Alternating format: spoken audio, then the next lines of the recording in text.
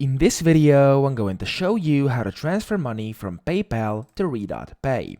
So this is actually quite simple. However, transferring funds from PayPal to RedotPay is possible only in certain regions. And here's how you can attempt this process. So the first thing you want to do is link your RedotPay card to PayPal. And the way you can do this is by signing into your PayPal account and then going up here to where it says Wallet. Just click on that.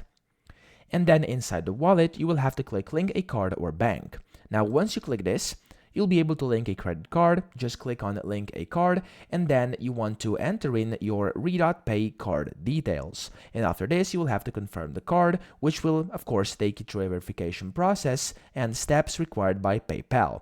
And then once that's done, you will be able to initiate a withdrawal, and then over here, you want to go to Home inside PayPal, and you want to click on Transfer Funds down here.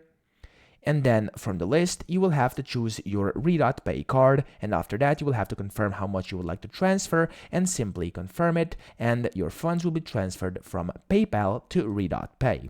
So that's pretty much it. I hope this video helped you out. If it did, please subscribe to the channel and help me out as well.